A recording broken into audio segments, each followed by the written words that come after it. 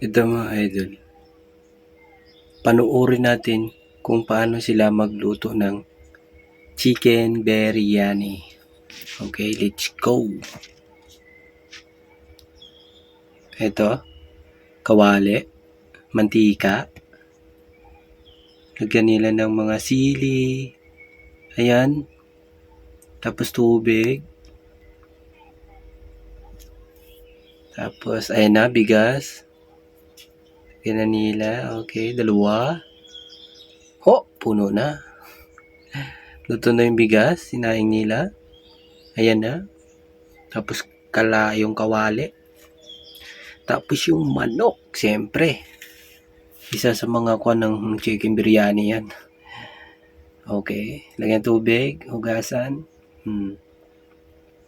Ayan. Okay. Tapos, ayan. Ilalagay na. Pam. Pam. Pam.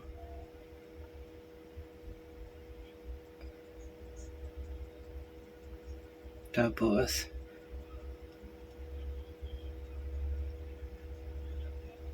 gatas. Hindi ko alam kung gatas ba o ano. Lagyan. Tapos orange na powder. Tapos pula na powder. Tapos parang ano yan, asin. O yung ano, basta. Green na parang ano, dahon. Ayan ulit. Kulay puti. Tapos brown ulit na powder. Tapos ayan na. Biryani. Hindi ko alam kung anong tawag dyan sa parang ano nila.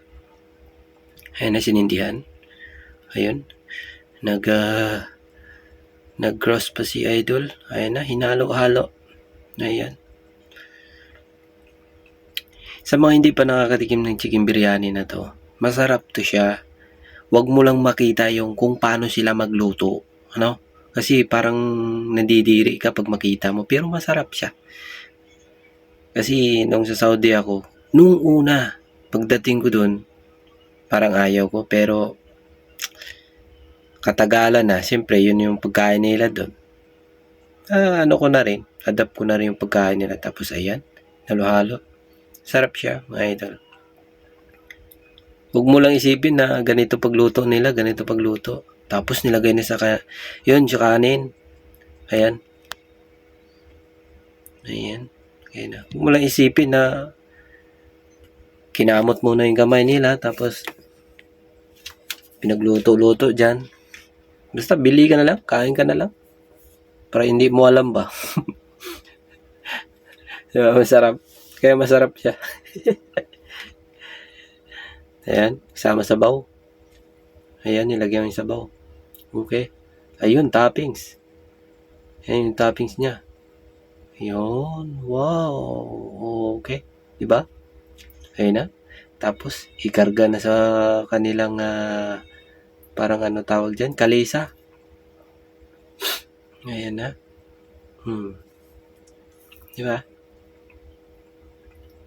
Tapos ayun na, ititinda na nila. Naganda na ng payong. Ayun, nilagay na sa mesa. Yan. Taran! Ayan siya.